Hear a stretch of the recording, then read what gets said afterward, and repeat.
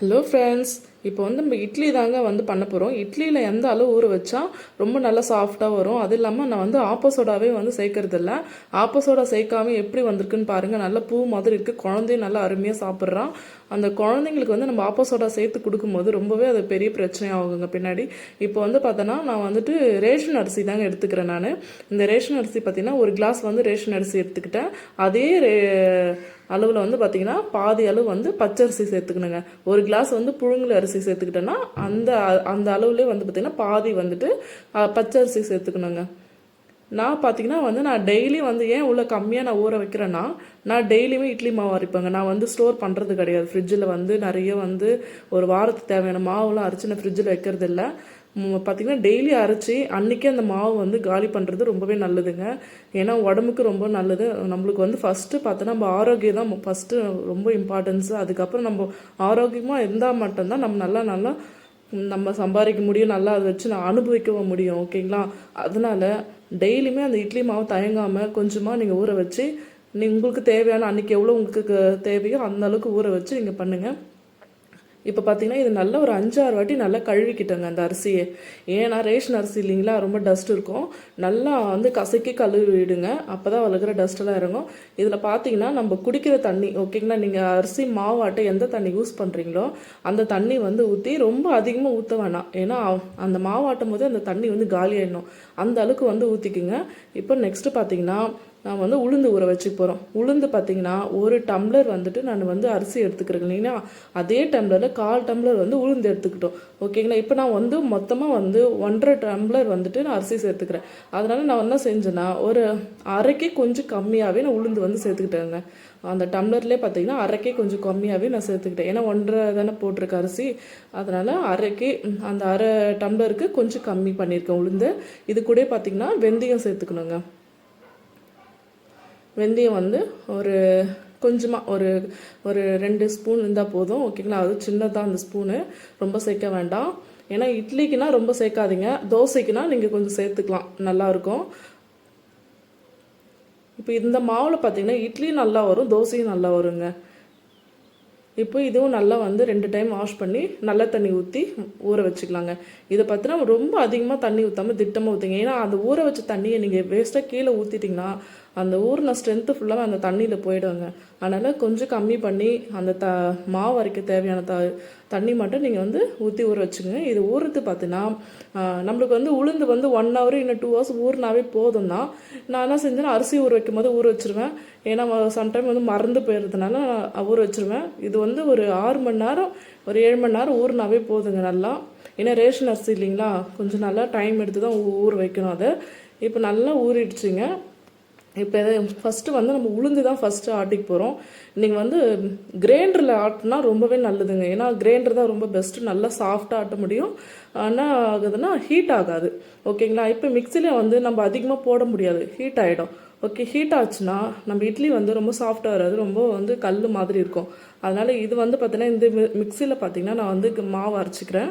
ஏன்னா வந்து நாங்கள் ஒரு 2 பேர் தான், அதனால் வந்து திட்டமாக அதிலே ஆட்டிக்கிறதுனால ரொம்ப ஹீட் ஆகலை. அதனால் நாங்கள் மிக்சிலே போட்டு ஆட்டிக்கிறோம். இது வந்து கிரைண்டர் மாதிரி நம்ம யூஸ் பண்ணிக்கிற மிக்சி தான். ஓகேங்களா? இதில் வந்து நான் ஃபஸ்ட்டு வந்துட்டு உளுந்து போட்டு நல்லா ஆட்டிக்கிறேங்க. நான் நல்லா சாஃப்டாக நல்லா மசியாக ஆட்டிக்குங்க அதை.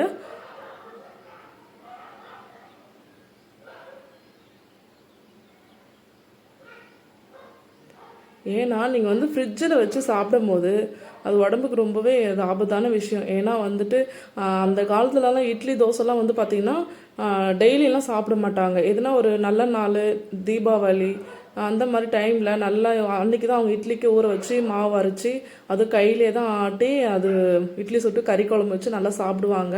அடிக்கடிக்கு வந்து இட்லி சாப்பிட்டதில்ல. அவங்க அதிகமாக வந்து கேழ்வரகு தான் யூஸ் பண்ணாங்க, கம்பு, சோளம் அந்த மாதிரி பொருள். அப்புறம் வந்து சாப்பாட்டு ஊற வச்சு அந்த சாப்பாடு மீத சாப்பாட்டில் தண்ணி வச்சு அந்த சாப்பாடை வந்து மோர் ஊற்றி நல்லா சாப்பிட்டாங்க. இப்போ நம்ம ரெகுலராகவே இட்லி எடுத்துக்கிறோம். ஓகேங்களா? நம்ம இப்போ வந்து பார்த்தீங்கன்னா காலையில் என்ன சாப்பிட்டுன்னு கேட்டால் எல்லாருமே மோஸ்ட்லி வந்து இட்லி தான் சாப்பிட்டோன்னு சொல்லுவாங்க. இட்லி, சாம்பார், சட்னி அப்படி தான் சொல்லுவோம். அதனால் இட்லியில் அதிகமாக வந்து நீங்கள் வந்து ஆப்போசோடா வந்துட்டு டெய்லியும் கொஞ்சம் கொஞ்சம் சேர்க்கும் போது அது வந்துட்டு இப்போவே தெரியாதுங்க. அது இன்னும் கொஞ்சம் நம்ம ஏஜ் ஆக ஆக ஒரு பிரச்சனை வரும். அது எதனால் வருதுன்றது நம்மளுக்கு தெரியாது. ஆனால் இது வந்து ரொம்பவே குழந்தைங்களுக்கு முக்கியமாக கொடுக்கவே கூடாதுங்க. அதனால தான் வந்துட்டு இந்த 6 மந்த்லேருந்து ஸ்டார்ட் பண்ணுவாங்க இல்லையா குழந்தைங்களுக்கு அந்த ஃபுட்டு கொடுக்க. அப்போ வீட்லேயே ஒரு கை அரிசி ஊற வச்சு குழந்தைங்களுக்கு ஆப்போசோடா எல்லாமே இட்லி சுட்டு ஊட்டுவாங்க. அது குழந்தைங்களுக்கு வந்து வயிறு எரிச்சல் அந்த மாதிரி வரக்கூடாது அப்படின்றதுனால. அப்போ நம்மளுக்கும் அதே பிரச்சனை தான். ஓகே, நம்மளும் சாப்பிடும்போது அதே பிரச்சனை தான். நம்ம வந்து டெய்லி எடுத்துக்கும் போது ரொம்பவே அது ஆபத்து தான். அதை தவிர்த்துடுங்க. இப்போ வந்து பார்த்திங்கன்னா உளுந்து நல்லா மசியாக ஆட்டிக்கிட்டாங்க. அது மசியாக ஆட்டின உளுந்தை வந்து ஒரு பாத்திரத்தில் வந்து நான் மாற்றிக்கிட்டேன். எவ்வளோ நல்லா சாஃப்டாக ஆட்டியிருக்கேன் பாருங்கள். இப்போ வந்து பார்த்தீங்கன்னா அதே ஜாரில் வந்துட்டு நான் அரிசி வந்து சேர்த்துக்கிறேங்க. அரிசி பார்த்திங்கன்னா ரேஷன் அரிசி இல்லைங்களா, நல்லா கழுவி அதில் என்ன கல் அதெல்லாம் இருந்தால் கூட நல்லா அந்த ஒழுகி எடுப்பாங்க இல்லைங்களா, அந்த மாதிரி வந்துட்டு எடுத்துடுங்க. ஓகேங்களா, நான் அதில் க்ளீன் பண்ணிட்டேன், க்ளீன் பண்ணி தான் வச்சுருக்கேன். இப்போ வந்து அதில் வந்து நம்ம சேர்த்துக்கலாங்க. இதுவும் நல்லா வந்து சாஃப்டாக ஆட்டிக்குங்க.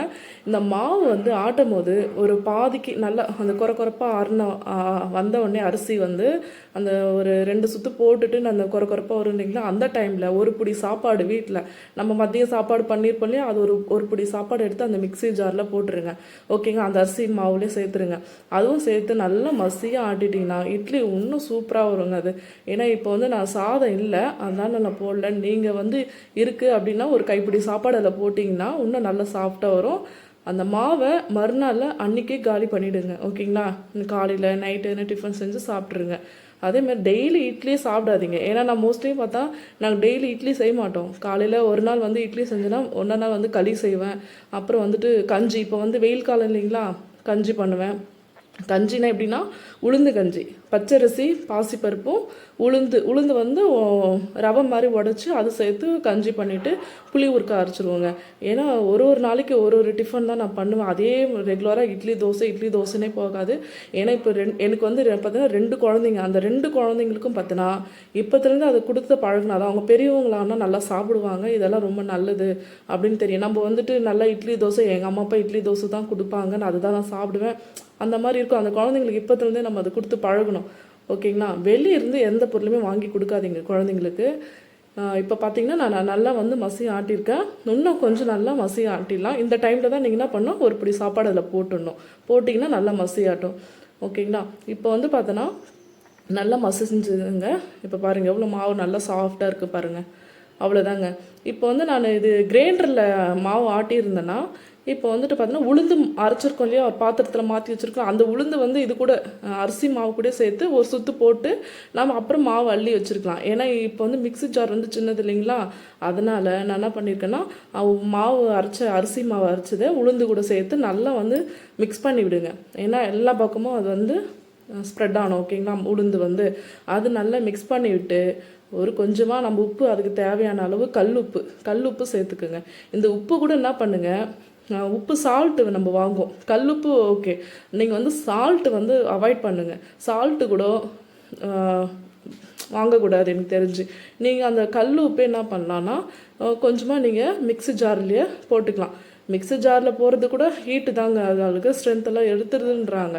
ஓகேங்களா, நீங்கள் வந்து ஒரு அம்மி இருந்தாலோ அந்த மாதிரி டைமில் நல்லா அது வந்து சால்ட்டு இது ஒரு வாரத்துக்கு ஒரு முறை நீங்கள் என்ன பண்ணுங்கள், சால்ட் அரைச்சி ஜாடியில் போட்டு வச்சுக்கோங்க. ஓகேங்க, கல்லுப்பே எடுத்து சால்ட்டு கூட அவாய்ட் பண்ணுங்கள்.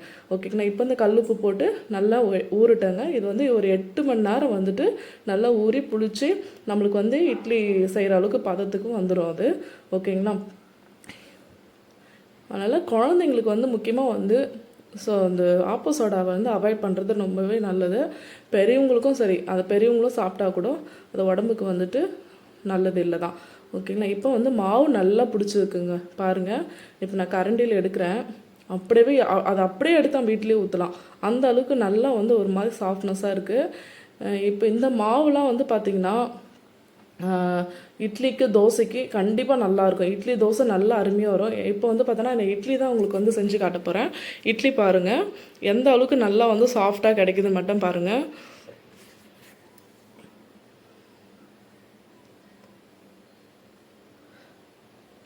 நீங்கள் அதிகமாக வந்து ஃப்ரிட்ஜில் வச்சு எந்த பொருளுமே சாப்பிடாதீங்க. முடிஞ்ச அளவுக்கு காய்கறி கூட டெய்லி உங்களால் அப்படியே வாக்கிங் மாதிரி போக முடியும் அப்படின்னு நினச்சிங்கன்னா வாக்கிங் மாதிரி போயிட்டு வரும்போது உங்களுக்கு தேவையான மறுநாளுக்கு என்ன தேவையோ அந்த அளவுக்கு நீங்கள் காய்கறி வாங்கிட்டு வந்து சமைச்சு அன்னன்னைக்கு சாப்பிடுங்க. ஃப்ரிட்ஜில் வச்சு எந்த பொருளுமே யூஸ் பண்ணாதீங்க. இப்போ பார்த்தீங்கன்னா நான் இட்லிக்கு வந்துட்டு பார்த்தீங்கன்னா தக்காளி தொக்கு தாங்க பண்ணியிருக்கேன். தக்காளி பார்த்தீங்கன்னா நாட்டு தக்காளி. இந்த நாட்டு தக்காளி கிடச்சா நான் விடவே மாட்டேங்க. எங்கே இருந்தாலும் எவ்வளோ விலை இருந்தாலும் நான் வாங்கிடுவேன். ஏன்னா உடம்புக்கு ரொம்பவே நல்லது. மற்ற தக்காளிலாம் வந்து பார்த்தீங்கன்னா அப்படியே ஒரு மாதத்துக்கு கூட கல் மாதிரி இருக்குதுங்க, கெட்டே போகாது. இந்த நாட்டு தக்காளி பார்த்தீங்கன்னா ஒரு வாரத்துக்கு தான், அதுக்கு மேலே இருந்துச்சுன்னா ரொம்ப அது வந்து பழுத்துடும், அழுகி போயிடும். அதனால் இது ரொம்பவே நல்லது. உங்களுக்கு தக்காளி தொக்கு பார்க்கும் போதே உங்களுக்கு தெரியும் எவ்வளோ விதை இருக்குது பார்த்தீங்களா, அதில் ரொம்ப சாஃப்டாக இருக்குது. நல்லா அது தொக்கு பதத்துக்கு கரெக்டாக வந்துடும்.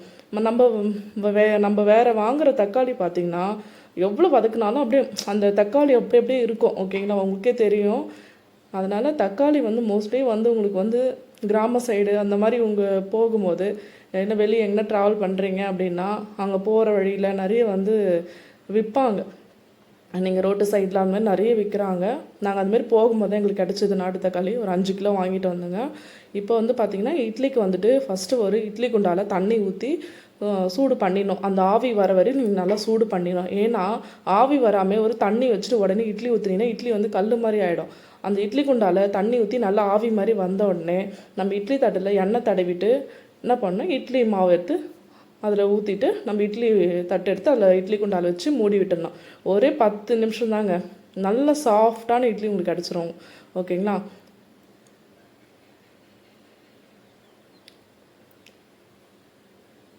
எதுவுமே நீங்கள் வெளியே வாங்கி சாப்பிட்றத ரொம்பவே அவாய்ட் பண்ணுங்கள். வெளியெல்லாம் வந்துட்டு என்ன சொல்கிறது, எதுவுமே வாங்கி சாப்பிடாதீங்க. முக்கியமாக வந்து குழந்தைங்களுக்கு கொடுத்து பழகாதீங்க வெளியேருந்து. ஏன்னா அது கொஞ்சம் கொஞ்சமாக நம்ம கொடுக்கும்போது அவங்க பெரியவங்களாயிட்டா அவங்க எல்லாமே வெளியே தான் வாங்கி சாப்பிடுவாங்களே தவிர வீட்டில் இருக்கிறது விரும்பி சாப்பிட மாட்டாங்க. ஓகேங்களா. நீங்கள் வீட்டிலே முடிஞ்ச அளவுக்கு ஸ்நாக்ஸ் இருக்கட்டும், இல்லை ஃபுட் ஐட்டமாக இருக்கட்டும், எதுவுமே நீங்கள் வீட்டில் செஞ்சு கொடுங்க. ஓகேங்க. அவங்க கேட்குற மாதிரி நம்ம வீட்டில் இருக்கிற பொருளை வச்சு அவங்களுக்கு செஞ்சு கொடுங்க. வெளியேருந்து சாப்பிடக்கூடாதுன்றது அது குழந்தையிலேருந்து சொல்லி வளங்க.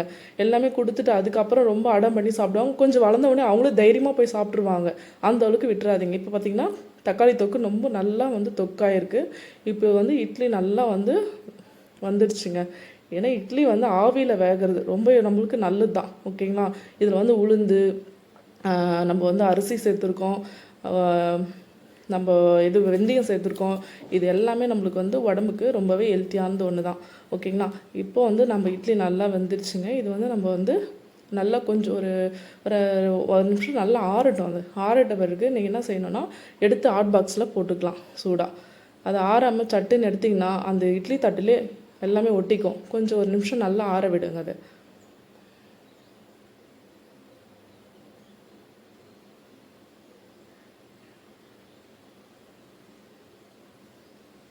பார்த்திங்கன்னா நல்லா ஒரு நிமிஷம் நல்லா ஆற விட்டேன். இப்போ வந்து இட்லி எடுக்க போகிறேன். எவ்வளோ நல்லா சாஃப்டாக வருது பாருங்கள். ஆப்போசோடா இல்லாமல் இவ்வளோ இந்த அளவுக்கு வர்றது பெரிய விஷயந்தாங்க.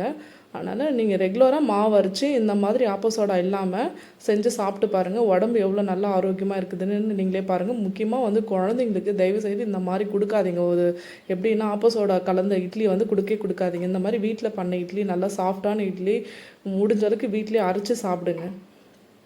பார்த்தீங்களா நல்ல பூ மாதிரி வந்திருக்கு பாருங்கள்.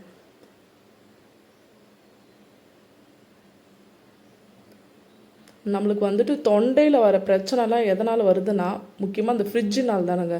ஃப்ரிட்ஜில் வந்து நம்ம எதுவுமே வந்து ஒரு குழம்போ எதுவுமே வந்து வச்சு சாப்பிடக்கூடாது. முக்கியமாக நான்வெஜ் வச்சு சாப்பிடவே கூடாது. ஓகேங்களா. அந்த தேங்காய் வந்து துருவி வச்சுக்கோம், இஞ்சி பூண்டு அரைச்சி வைக்கிற அந்த பழக்கமே ஃப்ரிட்ஜில் யூஸ் பண்ணாதீங்க. அது ரொம்பவே நல்லது இல்லை. பார்த்திங்கன்னா தக்காளி கிரேவிக்கு இட்லி அவ்வளோ அருமையாக இருந்துச்சுங்க. அதுவும் நாட்டு தக்காளியில் இட்லி வந்து பயங்கர டேஸ்ட்டு. இது எங்கே பார்த்தாலும் விட்டுறாதீங்க. நாட்டு தக்காளி வீட்டில் கூட கொஞ்சம் இடம் இருக்கா, நீங்கள் விதை வாங்கிட்டு வந்து நாட்டு தக்காளியோட விதை வாங்கிட்டு வந்து நீங்கள் வச்சு பாருங்கள். உடம்புக்கு அவ்வளோ நம்ம வீட்டில் இடம் இருந்தோட முருங்கை மரம், கொஞ்சம் கருவேப்பிலை அந்த மாதிரிலாம் வைங்க. அதெல்லாம் வந்துட்டு நம்மளுக்கு வந்து மருந்து இல்லாமல் நம்ம சாப்பிட்லாம். என் குழந்தை பாருங்கள் அவ்வளோ அருமையாக சாப்பிட்டு அவ்வளோ நல்லா டேஸ்ட்டாக இருக்குன்றான். இட்லி அந்த மாதிரிலாம் நல்லா விரும்பி சாப்பிடுவான்.